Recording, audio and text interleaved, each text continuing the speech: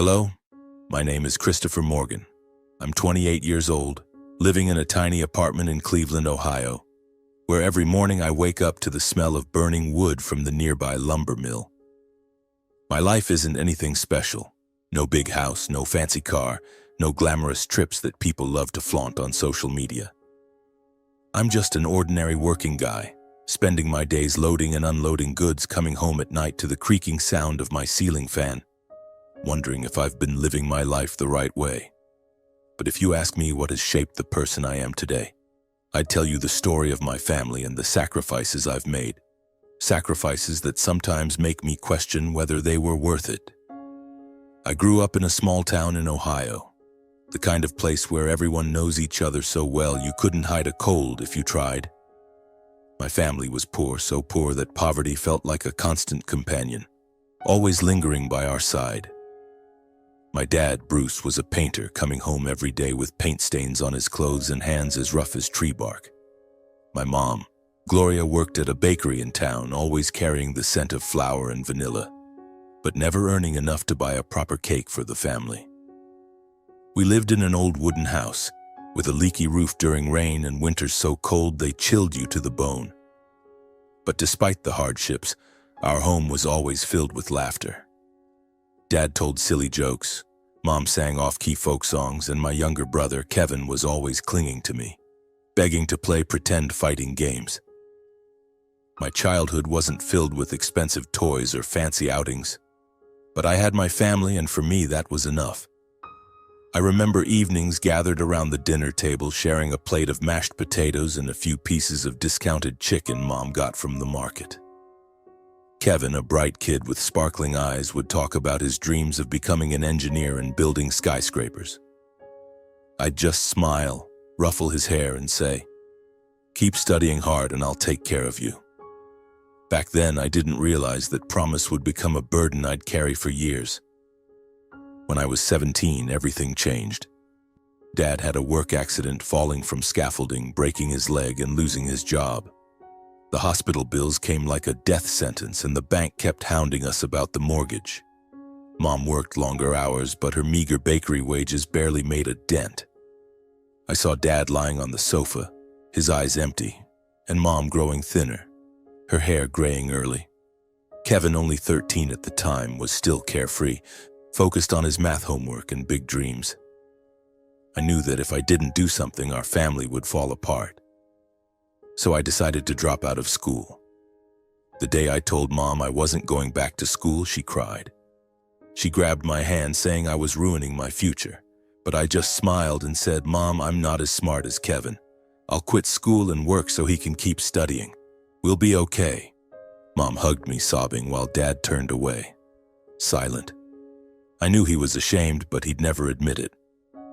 From then on, I worked 2 jobs at once. During the day, I was a laborer on construction sites, my shirt soaked with sweat, my hands and feet bruised from carrying bricks and mixing mortar. At night, I worked the late shift at a supermarket, stocking shelves, mopping floors, and counting the minutes until I could go home and sleep for a few hours before dawn. My life revolved around work, wages, and bills. Every month, I sent almost all my earnings to my parents to pay off debts and buy Kevin's school supplies. I kept nothing for myself except a few old clothes and a small radio to listen to music during lonely night shifts at the supermarket. But I didn't complain. I thought this was what I had to do. As the eldest, I had to carry the load. Kevin excelled in school, always at the top of his class, and every time he showed me his grades, I felt all my exhaustion was worth it. My parents gradually stabilized, though they still lived frugally. Dad found a job as a security guard, and Mom stayed at the bakery. I told myself that as long as my family was okay, a little suffering on my part didn't matter. Then I met Laura, the woman who changed my life for better and for worse. She worked at a coffee shop near the supermarket where I'd stop for a drink after my night shifts. Laura had a radiant smile, warm brown eyes, and a way of talking that made me forget my exhaustion. We started dating, and for the first time, I felt like I wasn't just living to work. I loved Laura, her laughter, the way she held my hand when we walked by the river. At 22, I proposed to Laura. We got married in a simple ceremony, just family and a few friends. I rented a small apartment, and those early days felt like a dream. Laura made me feel like I mattered, like I was more than just a poor working guy. A year later, we welcomed our daughter, Diana. Looking at her tiny eyes staring up at me from her crib, I vowed to give her a better life than I'd had. But dreams don't last forever. Laura started getting frustrated when I sent most of my paycheck to my parents. She said I was prioritizing my family over our own future, over Diana's. I tried to explain that I couldn't abandon my parents, that Kevin was about to start college and needed the money. But every argument left Laura looking at me with disappointment. "Who are you living for, Chris? Your parents or us?" she asked.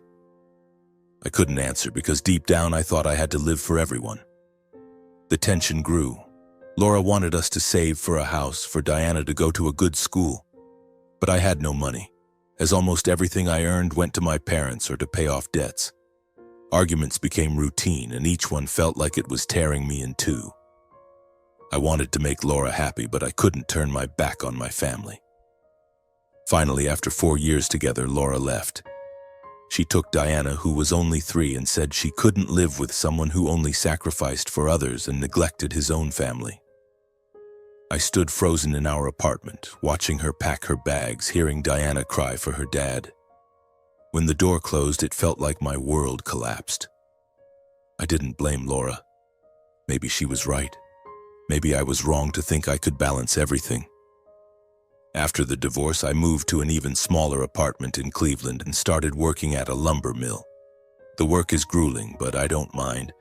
I'm used to sweating for every dollar. I still send money to my parents, though less than before, because I have to set some aside for Laura to care for Diana.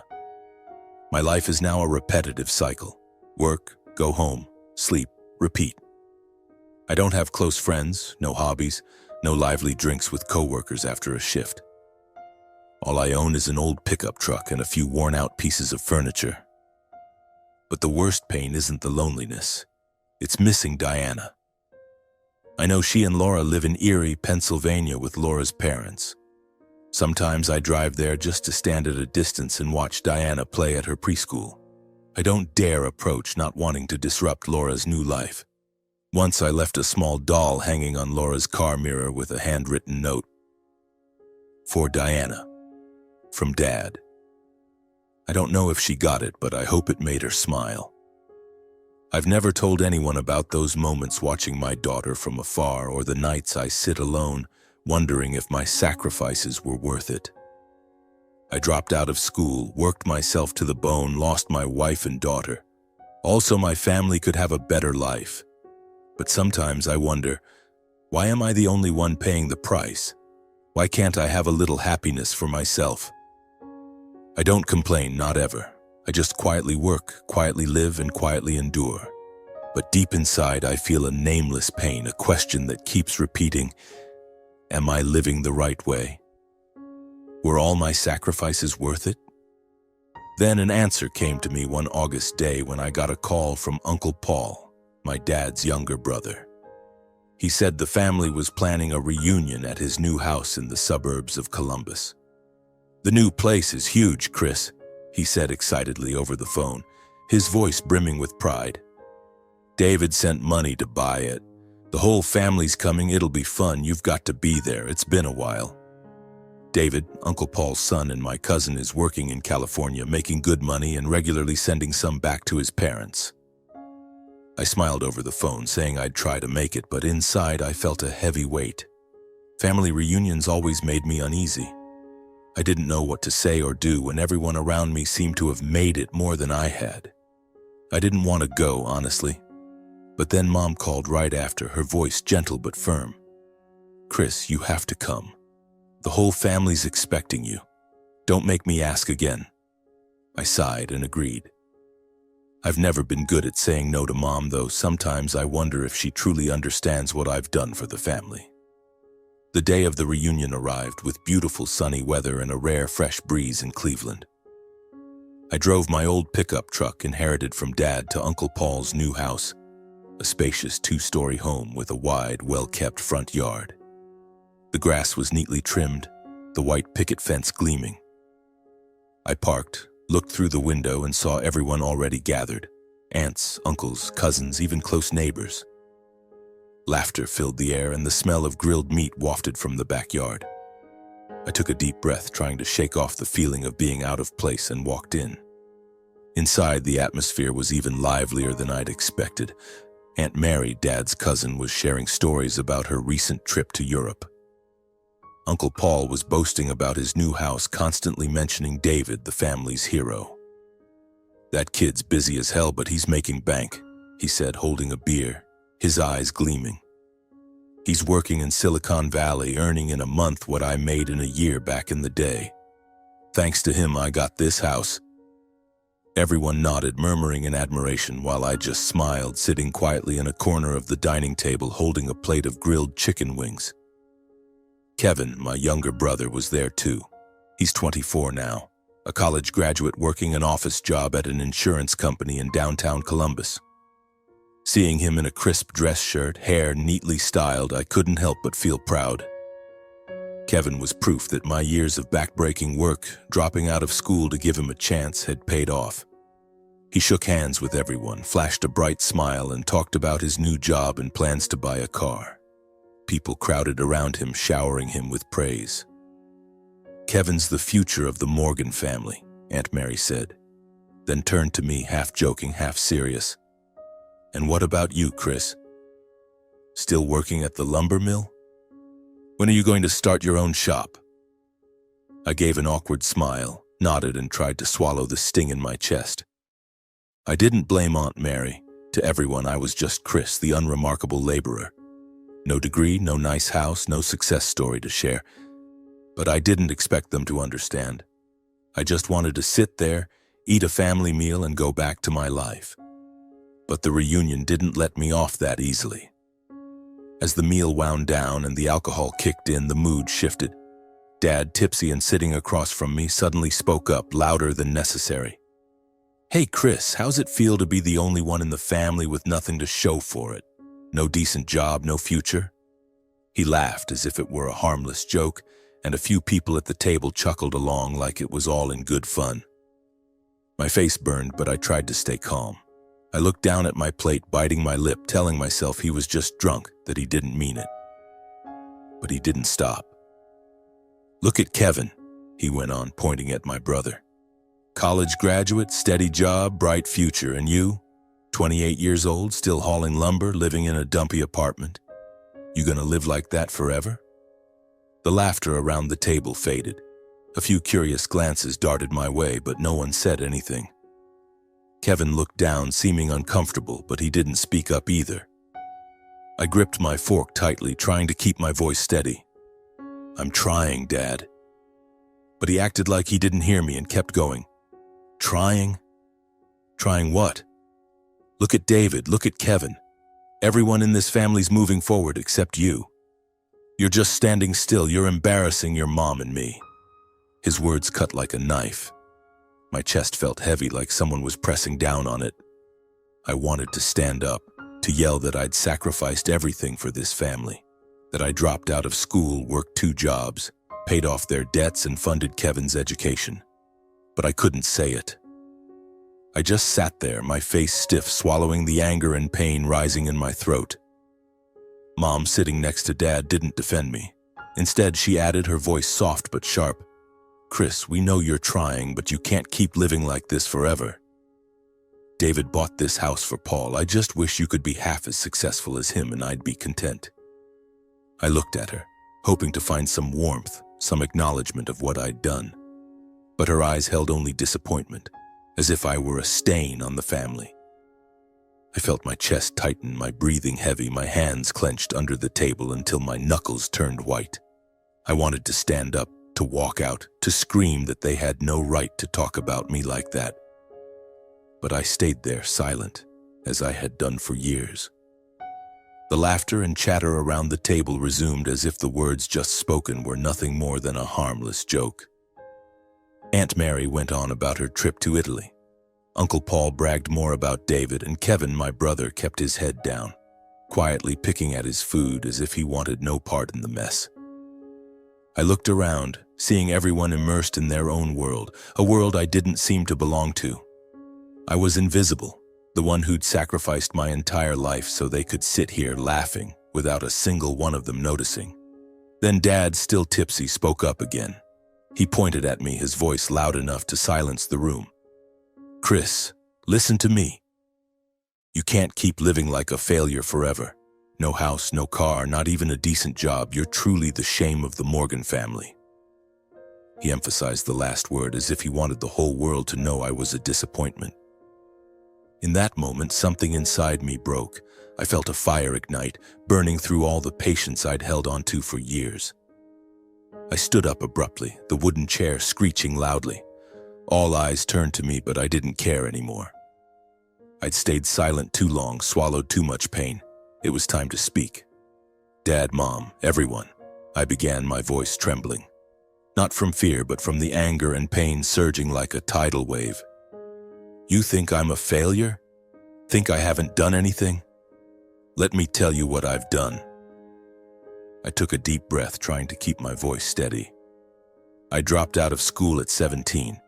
Not because I didn't want to study, but because I had to work so you wouldn't lose the house, so Kevin could keep going to school. I worked 2 jobs at once, construction during the day, stocking shelves at the supermarket at night, to pay off your debts, to cover Kevin's tuition, to help Dad with medical bills when he fell off that scaffolding. The room fell deathly silent. Aunt Mary stopped chewing. Uncle Paul set his beer down, and Kevin looked up, eyes wide. I stared straight at Dad, who sat there, face flushed from alcohol, but his eyes starting to waver. "I did all of that," I continued, my voice steadier now, "and kept nothing for myself. No house, no car, not even a day off. I worked until I was exhausted, until my hands and feet bled, just so this family could have a better life. And now you call me a failure? Say I'm a shame?" I turned to Mom, who was looking down, her hands gripping the edge of the table. "Mom, do you know I sacrificed my own family? Laura left me, took Diana, my daughter, because I gave all my money, time, and energy to take care of you and Dad, to support Kevin. I lost my wife, my daughter, because I thought I had to put this family above everything. And now you say you wish I were half as successful as David? Do you know David didn't have to drop out, didn't have to work 2 jobs, didn't have to give up his whole life like I did?" My voice rang out, not loud, but each word hit like a hammer in the silence. I felt hot tears prick my eyes, but I didn't wipe them away. I wanted them to see, to know how much I'd hurt. "I never complained," I said, my voice hoarse. "I never asked for anything. I just wanted this family to be okay, but now I see maybe everything I did means nothing to you." Aunt Mary stared at me, her mouth slightly open as if she couldn't believe what I'd said. Uncle Paul shook his head, muttering something to his wife. Kevin looked at me, his eyes red, but he said nothing. Mom lifted her head, her eyes glistening as if she wanted to say something, but then she looked away, avoiding me. "Chris, don't talk like that," she finally said, her voice weak. "You're the eldest. It's your responsibility. Everyone has to sacrifice for family." Her words hit me like a punch to the chest. Responsibility? I'd lived my entire life for that responsibility, and now she spoke as if it were nothing special, as if I'd only done what was expected. I let out a bitter laugh, void of any joy. "Responsibility?" I repeated. "So what's your responsibility to me? To sit here in front of everyone and call me a failure? To never once ask what I've been through?" Dad, as if his pride had been wounded, slammed the table and stood up. "You dare talk to your parents like that?" he roared, his voice booming like thunder. "You ungrateful, disrespectful brat. I raised you, fed you, sent you to school, and now you stand here criticizing us? Get out of here now." I stood there, looking at the man I'd once respected, the man I'd sacrificed everything to help through tough times. I wanted to say more, to scream all the frustrations bottled up inside, but I knew it was pointless. They didn't understand, and maybe they never would. I turned and walked out of the room, not looking back. Dad's voice still echoed behind me, but I couldn't make out the words anymore. All I could hear was my heart pounding and a small voice in my head. "Enough, Chris. Enough." I stepped into the yard. breathing in the cool evening air. Footsteps followed, and when I turned, I saw Kevin running after me. "Chris," he called, his voice choked. "Don't go. It's just a misunderstanding. Dad and Mom, they just—" He trailed off as if he couldn't find the words. I looked at Kevin, the brother I'd given up my youth for so he could have the life he has today. I wanted to be angry, to blame him for staying silent when our parents insulted me. But looking into his red, teary eyes, I only saw the little boy who used to cling to me, begging to play pretend fighting games. "It's okay, Kevin," I said, my voice calmer than I expected. "I just need time." I got in my truck, started the engine, and drove off. Uncle Paul's house faded in the rearview mirror, along with the laughter, the mockery, and the sacrifices I'd thought would earn me respect. I didn't know where to go or what to do, only that I couldn't stay there a second longer. I drove aimlessly, staring at the road ahead while my mind replayed my parents' accusations and taunts. A cold emptiness crept into my chest, bringing with it a suffocating sense of helplessness. I'd spoken the truth, poured out everything I'd kept inside for years, but it changed nothing. My parents still thought I was ungrateful. My relatives still saw me as a failure. And I was still just Chris, the laborer living in a rundown apartment with nothing but a heart full of scars. When I got back to my apartment, I collapsed into a chair, closed my eyes, and tried to push away the image of the reunion, but it clung to me. I wondered, is this the end? Can I keep living like this, sacrificing without recognition? Or is it time I start living for myself? Those questions swirled in my head like a relentless storm. I opened my eyes, staring at the small empty room, the creaky old bed, the battered wooden table, and the radio still crackling with a song I didn't bother listening to. This was my world, built from the scraps of money left after sending most of it to my parents, to Diana. But now, it felt like a prison, trapping me in the pain I hadn't dared to face. The words I'd spoken at the reunion echoed in my mind. For the first time in my life, I'd stood up and told the truth about my sacrifices. I'd hoped, even just a little, that my parents would reconsider, that they'd realize what I'd done for the family. I imagined Mom calling, her voice choked with an apology, or Dad, stubborn as he is, saying something to mend things. But my phone stayed silent. No calls, no messages. Just the creaking ceiling fan and the distant hum of traffic outside. In the nights that followed, I couldn't sleep. I lay on my bed, staring at the stained ceiling, wondering where I'd gone wrong. I'd dropped out of school, worked 2 jobs, paid off my parents' debts, funded Kevin's education, even sacrificed my own little family. But what did I get in return? Mockery, disappointed looks, and the feeling that I was nothing to them. I started thinking about the money I still sent to my parents every month. Even though my income was so tight I had to count every penny to survive. Why was I still doing it? Why was I still chaining myself to a responsibility they didn't even value? After many sleepless nights, I made a decision I'd never dared to consider before. I would stop. I wouldn't send money to my parents anymore. Not because I hated them, but because I needed to live for myself, even just once.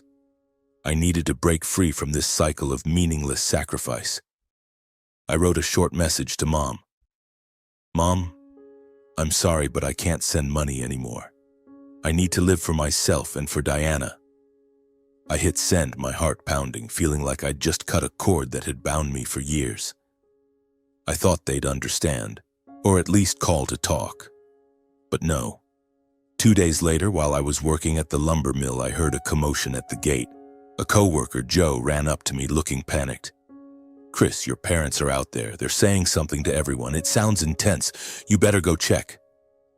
My heart stopped. My parents here? I dropped what I was doing and rushed to the gate, unsure whether to hope or fear. When I got there, I saw Mom and Dad standing at the mill's entrance, surrounded by a crowd of curious co-workers. Dad, in his worn-out shirt, was shouting, his voice thick with anger.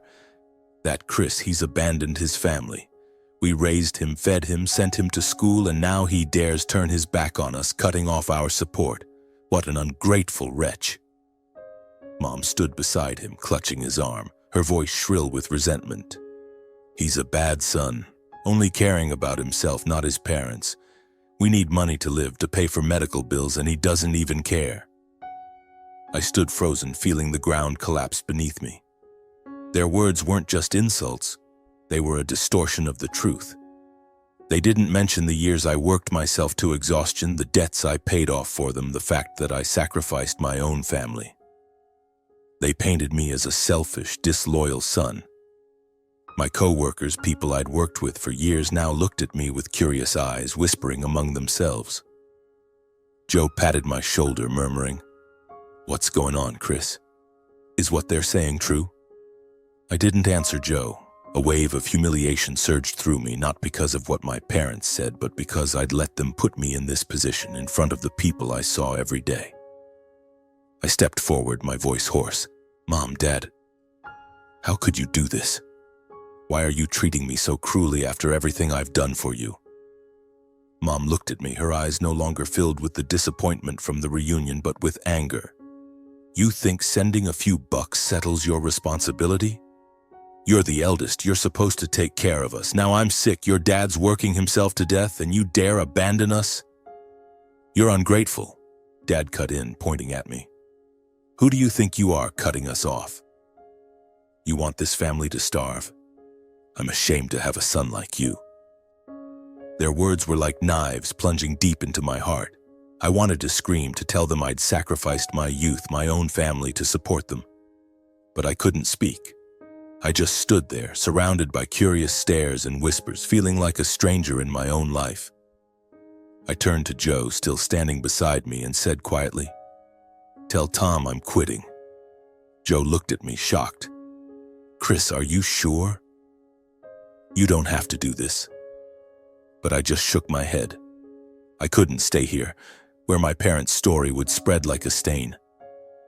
I went back to my apartment, packed the few things I owned, some clothes, the old radio, and a photo of Diana that Laura had sent. I looked at the picture, her big round eyes staring back at me, and I felt a flicker of strength return. I couldn't keep living like this, couldn't let my family drag me down further. I needed a fresh start, a place where I could find myself again. The small room in Cleveland, with the smell of burning wood from the mill and the creaking ceiling fan, was no longer where I belonged. I'd lived too long for others, and now I needed to live for myself, if only to know I was still capable of it.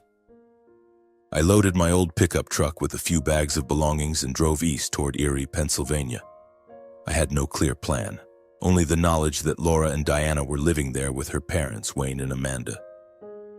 I didn't want to intrude or disrupt their peaceful life, but just being near Diana, even if it meant watching her play from a distance, was enough to make my heart feel alive. I drove through winding roads, past golden cornfields glowing under the August sun, and for the first time in years, I felt a hint of freedom. Not complete freedom. The scars from the reunion and my parents' words still lingered, but a small spark, enough to make me believe I could start over. When I arrived in Erie, I found a small room near the waterfront in a working-class neighborhood with low wooden houses and vibrant red maple trees. The room wasn't anything special, a single bed, a small table, and a window overlooking the lake. But the steady, gentle sound of waves crashing each night brought me more peace than the sleepless nights in Cleveland. Standing by the window, breathing in the salty air, I told myself, this is my chance, a new beginning. I started looking for work. After a few days of asking around, I landed a job as a maintenance technician at a port services company in Erie. The work wasn't easy, fixing machinery, inspecting equipment, and sometimes loading cargo when they were short-handed. But it was steady. The pay was enough for me to live comfortably without counting every penny like before. I stopped sending money to my parents, and though the decision gnawed at me, it also brought a sense of liberation. For the first time in my life, I kept my money for myself, to buy a new pair of shoes when my old ones wore out, to eat a proper dinner instead of instant noodles, to live like a human, not a machine. In my early days in Erie, I kept to myself. I wasn't used to talking to strangers or opening up, but the job at the port forced me to interact. I worked alongside tough men and women who didn't mind sweating and were always ready with a joke to lighten the mood. One of them, a guy named Miguel, became my first friend there. A few years older than me with curly black hair and an infectious smile. Miguel would invite me for a beer after shifts. At first I declined, but eventually I gave in. We'd sit at a small bar near the port, listening to the waves and talking about everything from football to everyday life. For the first time, I felt less alone. I began building a new life bit by bit. I joined a local amateur soccer team playing on weekends. I wasn't great, but running on the grass, hearing the cheers and laughter of teammates reminded me of childhood days when Kevin and I played pretend fighting in our yard. I bought used books from a shop near the port, mostly adventure novels, and read them on sleepless nights. I discovered I loved reading, losing myself in stories about people who dared to step out of their comfort zones. It made me think maybe I could do that too. My mental health slowly improved. Without the pressure of sending money home, without mom's reproachful calls, without nights of tormenting myself over whether I was living right, I started finding joy in small things. A sunny morning, a hot cup of coffee, or Miguel's laughter as he told stories about his son. But deep down, I still missed Diana. I knew she was in Erie, just a few miles away, but I didn't dare approach. I was afraid of disturbing Laura, of disrupting their lives. Sometimes I'd drive by Diana's preschool, watching from a distance as she played, her hair tied in a ponytail, her smile bright as the sun. Each time I felt both joy and heartache. Then one day I got a text from Laura. It was brief. "Chris, I know you're in Erie. If you want to see Diana, just let me know." My heart raced as I read it. I didn't know how she found out, maybe through a mutual acquaintance, or maybe she'd seen me near the preschool. I sat for hours thinking. I wanted to see Diana, to hold her, to tell her I loved her. But I was scared. Scared I wasn't worthy, scared I'd hurt Laura again. Finally, I mustered the courage to call Laura. The conversation was short but less tense than I'd expected. She said Diana often asked about her dad, that she missed me, even though she was too young to understand everything. Laura suggested I come to her parents' house that weekend to see Diana in a friendly setting. I agreed, though I was still nervous. The day came and I stood in front of Wayne and Amanda's cozy wooden house, its garden bursting with flowers. I wore my cleanest shirt, holding a doll I'd bought for Diana. When Laura opened the door, she looked much the same, with her warm brown eyes, though now with faint lines at the corners. "Come in, Chris," she said softly. I stepped inside and saw Diana, now 5, playing with a puzzle set. She looked up, saw me, and broke into a radiant smile. "Daddy!" she cried, running to hug me. I knelt down, holding her tightly, feeling like the world stopped. The smell of her hair, her chirpy voice, the way she clung to me, it made me want to cry. I spent the afternoon playing with Diana, listening to her talk about school, her grandparents' dog, and the pictures she drew. Laura sat nearby, not saying much, but I sensed she no longer held the anger she once did. Wayne and Amanda treated me kindly, inviting me to stay for dinner. It was the first family meal I'd had in years, and though it wasn't the family I'd once dreamed of, it was enough to warm my heart. In the weeks that followed, I started seeing Diana more regularly.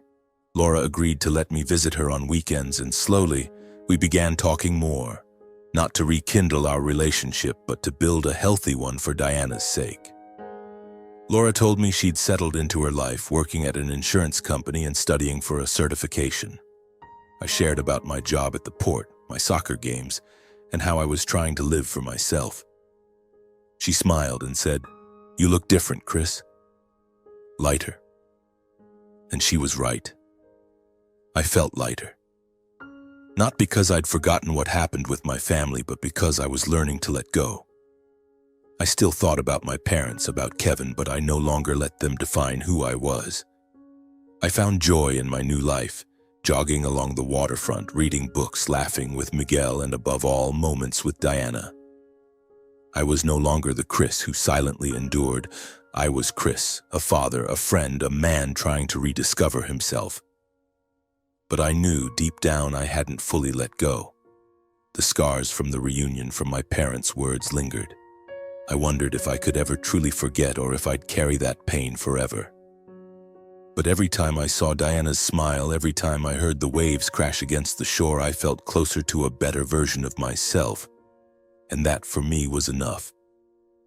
Life in Erie wasn't perfect, but it was mine. A life I chose not out of duty or pressure, but because I wanted to rediscover myself. I had my job at the port, new friends like Miguel, and weekend afternoons with Diana. Those things made me feel alive, truly alive, for the first time in years. Then Christmas came. I was invited to Wayne and Amanda's house for dinner with Laura and Diana. It was a cold evening, but warm with twinkling lights and the scent of pine from the Christmas tree in the living room.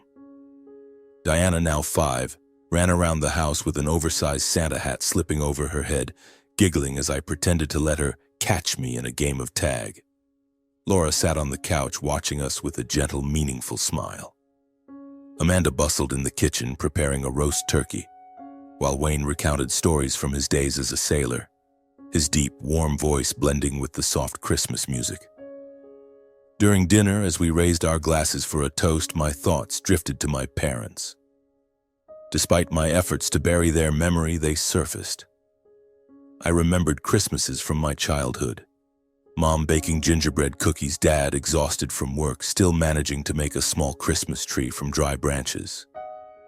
Those memories, though sweet, were laced with the pain of their words at the reunion, their public shaming of me at the mill. I wondered what they were doing, if they ever thought of me, or if I'd truly become the ungrateful son in their eyes. I tried to push those thoughts aside, focusing on Diana, on her excitement as she opened her gifts, a puzzle set from me and a doll from Laura. But as dinner ended and Diana fell asleep on the couch, Laura looked at me as if reading my mind. "You're thinking about them, aren't you?" she asked softly. I nodded, not wanting to lie. "I don't know, Laura. I've tried to let go, but they're still my parents." Laura nodded, her eyes full of understanding. "I know, but you can't let them pull you back. You've done enough, Chris. More than enough." I smiled, grateful for her understanding, but my heart was a tangle of emotions. Love, anger, and a naive hope that things could be different. A few days later, I decided to drive to Columbus to visit Uncle Paul and check on my parents. I didn't want to contact them directly or face them, but I needed to know how they were.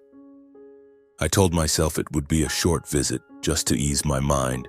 Then I'd return to Erie and my new life. When I arrived, Uncle Paul was in the backyard fixing the fence. He looked up, surprised, and grinned. "Chris, long time no see, kid." He clapped me on the shoulder, pulled me inside, poured a cup of coffee, and started catching up.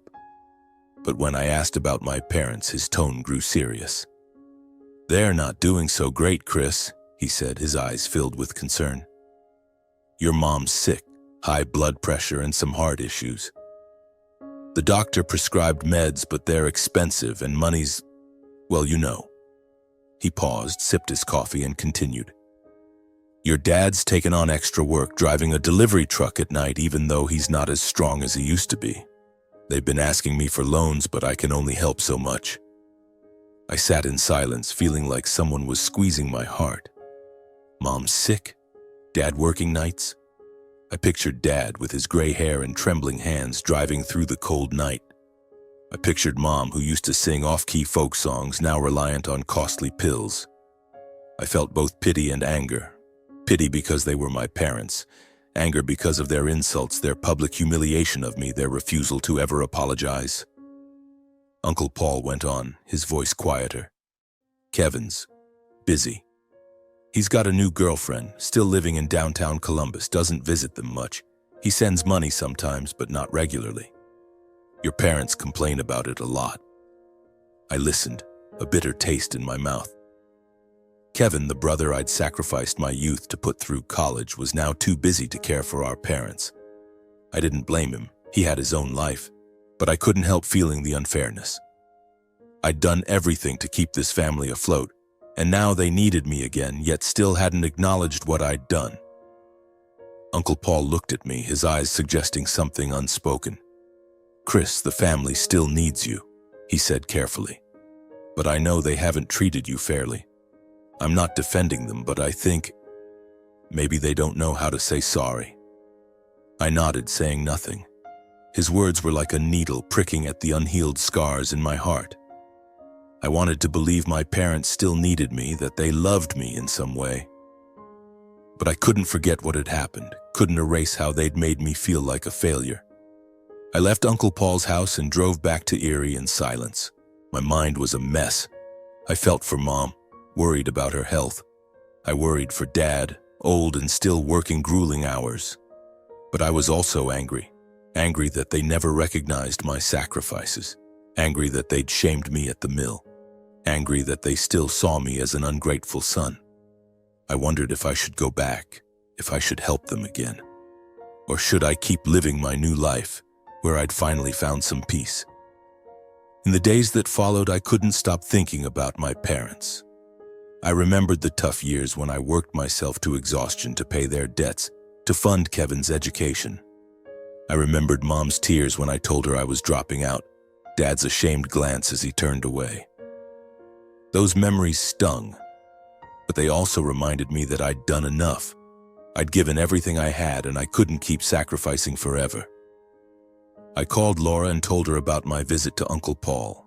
She listened without interrupting, and when I finished, she said simply, "You don't owe them anything anymore, Chris. But if you want to help, do it for you, not for them." Her words were like a small light, helping me see more clearly. I didn't want to fall back into the old cycle of living to please others. But I also didn't want to carry the guilt of abandoning my parents. I sat in my small room listening to the waves crash outside the window. I looked at Diana's photo, thought of her smile, of the afternoons we spent playing together. I thought of the new life I was building, my friends like Miguel, the small joys I'd found, and I wondered, could I help my parents without losing myself? Was there a way to heal without sacrificing my happiness? I didn't have the answers yet, but for the first time I felt I had the right to choose, not out of duty, but because I wanted to. And that, though just a small step, made me feel lighter than ever before. The days after returning from Uncle Paul's house were filled with a tangled mix of pity and anger. The images of Mom, frail and sick, Dad, aged and working nights, and Uncle Paul's hint that the family still needs you kept circling in my mind. I wanted to help them, to do something so Mom could afford her medicine, so Dad wouldn't have to drive a truck in the cold night. But every time I thought about reopening that closed door, I remembered the fateful reunion. My parents' words at the mill gate, how they called me an ungrateful wretch. I wondered, could I help them without falling back into that painful cycle? The nights that followed were nearly sleepless. I sat by the window listening to the waves crash against the Erie shore, trying to find a way through the mess of emotions. At times I thought about calling my parents, offering a small sum, enough for Mom's medicine. But then fear crept in, fear that they'd see it as something I had to do, that they wouldn't appreciate it, wouldn't apologize, and I'd be pulled back into the endless loop of duty and hurt. I didn't want to return to the old Chris, the one who lived only to please others, who sacrificed his own small family for the larger one. Finally, I gathered my courage, picked up the phone, and called Dad. It was the first time I'd contacted him since leaving Cleveland, since cutting ties after the scene at the mill. When Dad answered, his voice was curt, as if he were still angry. "Chris, what do you want?" I took a deep breath, trying to keep my voice steady. "Dad, I heard from Uncle Paul about how things are with you and Mom. I want to know how she's doing, and I want to talk." There was a long silence on the other end. Then Dad said, his tone still hard, "Your mom's sick, but she's managing. And you're only thinking of us now, after abandoning us?" His words hit like a punch, but I didn't let them shake me. I was prepared for this. "Dad, I didn't abandon you," I said, my voice steadier than I expected. "I did everything I could. I dropped out of school, worked 2 jobs, paid off your debts, funded Kevin's college. I lost my own family because I put you and Mom first. But I never got any recognition from you, not even a thank you. Instead, you went to the mill, called me ungrateful in front of everyone. I can't keep living like that." Dad was silent. I heard a heavy sigh through the phone, but he didn't speak. I continued. "I can help, Dad, but it'll be limited, and I need you and Mom to change. I need you to respect me, to acknowledge what I've done. If not, I can't keep doing this." My words hung in the air. My heart pounded as if I'd just run a mile. I was afraid Dad would yell again, call me ungrateful. But he didn't. He only said, his voice lower, "I'll think about it." Then he hung up without another word. I sat there, still gripping the phone, feeling like a heavy weight had lifted from my chest. I didn't know what Dad would do, if he'd actually think about it or just set it to end the call. But I knew I'd done the right thing. For the first time, I'd set my boundaries, not as a son fulfilling a duty, but as a person who wanted respect. In the days that followed, I waited. I didn't expect a miracle, didn't expect my parents to suddenly change. But I hoped, even just a little, that they'd understand. I kept working at the port, playing soccer with Miguel and the amateur team and spending time with Diana. Every time I saw her smile, I felt I'd been right to choose to live for myself, to set boundaries, to protect myself. But I couldn't deny that I still worried about Mom, still thought about Dad, and still hoped that one day my family could heal. Each night I returned to my small room, listening to the waves and thinking about the call with Dad. I wondered if he was really thinking about it or if he'd just said it to placate me. I wondered if Mom, with her illness, knew I'd called, knew I still cared. And I wondered if I could find a way to help them without losing myself. I didn't have immediate answers, but for the first time in my life I stood at a crossroads and I had the right to choose my path. Not out of duty, but because I wanted to. I was no longer the Chris who silently endured, who only knew sacrifice.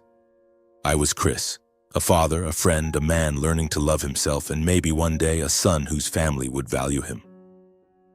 The call with Dad left me with a mix of emotions. Relief for having said what needed to be said, but also a heavy weight from his silence. I didn't know if he'd truly think about it or if he'd just said so to end the conversation. But I knew that for the first time I'd set boundaries, made clear what I wanted, and that made me feel like I was living, truly living, not just existing. A week passed and I settled back into my routine in Erie. I worked at the port, fixing machinery, loading cargo, and joking with Miguel during breaks. I played soccer on weekends, feeling the sweat roll down my forehead and hearing the cheers from my teammates. I spent time with Diana, playing with her, listening to her talk about the pictures she drew at preschool. Those moments, though small, were the bricks building my new life, a life I chose for myself. But I couldn't deny that I still thought about my parents. Every time I looked at Diana, I remembered the tough years when I worked myself to exhaustion so my parents could get by, so Kevin could go to college. I remembered Mom's tearful hug when I told her I was dropping out, Dad's ashamed glance as he turned away, unable to provide for the family. Those memories, painful as they were part of me. I wanted to believe my parents still loved me in their own way, but I also knew that love wasn't enough without respect. Then one morning, as I was getting ready for work, I received a letter. Not a text, not a call, but a handwritten letter sent through the mail, with Mom's familiar handwriting. I stood frozen in my small room, holding the envelope, my heart pounding. I didn't know what to expect, an apology, another reproach, or just another plea for help. I sat at the table, took a deep breath, and opened it. "Chris, my son," the letter began, the handwriting shaky as if written through emotion. "I know you're angry with us, and I don't blame you. I heard what you said in the call with your dad. I've thought a lot, and I realize I was wrong. I never told you how proud I am of you, how much you've sacrificed for the family. I'm sorry, Chris. I'm sorry for not seeing what you did, for letting you feel alone." I read on, tears streaming down my cheeks. Mom wrote about her illness, the expensive pills, and how Dad was working nights to make ends meet. She said they didn't expect me to sacrifice like before, that they just wanted to mend things, to have me back, even if just to talk. "I don't need your money, Chris," she wrote. "I just need you. I want our family to be like it was, but I know that takes time. If you're willing, I'll wait." I folded the letter and sat in silence for hours. Mom's apology, though late, was what I'd longed for, but it also left me conflicted. I wanted to believe she meant it, that she and Dad would change, but I was afraid that if I opened my heart, I'd be pulled back into the old cycle of sacrifice without recognition. I thought of Laura's words, "Do it for you, not for them." I thought of Diana, her smile, the new life I was building. And I asked myself, could I mend things with my parents without losing myself? I took the letter to the beach, standing by the shore, watching the waves roll in, the sunlight glinting on the water. I thought back to the tough years when I worked myself to the bone to keep the family afloat. I remembered the times I stood from afar watching Diana, too afraid to approach. I recalled the sleepless nights, wondering if my sacrifices were worth it. And now, with Mom's words in hand, I felt something stir inside me. Not immediate forgiveness, not readiness to return, but a small spark of hope that maybe one day we could find a way to understand each other. I didn't reply to the letter right away. I needed time to think, to weigh my options. I wanted to help Mom, to make sure she had her medicine, but I also wanted to protect the life I'd built in Erie. I wanted to be a good father to Diana, a good friend to Miguel, and above all, a better version of myself. I didn't want to go back to being the Chris who silently endured, but I also didn't want to completely cut ties with my family. In the days that followed, I carried the letter with me, rereading it whenever I felt confused. I talked to Laura and Miguel, sharing the letter and my thoughts. Laura smiled, placing a hand on my shoulder. "You'll find a way, Chris. You always do." Miguel, with his signature grin, said simply, "Listen to your heart, but don't let it wear you out, buddy." Their encouragement, though simple, made me feel less alone. I started thinking about a plan. Maybe I'd send Mom a small amount, enough for her medicine, but I wouldn't let myself fall back into the cycle of sacrifice. Maybe I'd write back, saying I was open to talking, but only if my parents respected me and acknowledged what I'd done. Maybe I'd invite them to Erie, to see my new life, to see how I'd changed. But these were all just maybes. I wasn't ready to decide, wasn't ready to fully reopen that door. I stood on the beach, looking out at the horizon where the sun was setting, painting the sea a brilliant orange. I thought about my journey. From a boy who dropped out to support his family, to a husband who failed in marriage, to a father learning to love his daughter, and now, a man searching for meaning in his life. I thought about my parents, Kevin, the scars, and the glimmers of hope. I wondered if I should go back, give my family another chance, or keep walking my own path. I didn't have a clear answer, but standing there amid the sound of waves and the glow of the sunset, I felt a strange sense of peace. I knew that whatever path I chose, I'd choose it for myself, for Diana, and for a future I deserved. I tucked the letter into my pocket, took a deep breath, and walked away, leaving behind questions without answers. My life, though imperfect, lay ahead, and for the first time I felt ready to face it.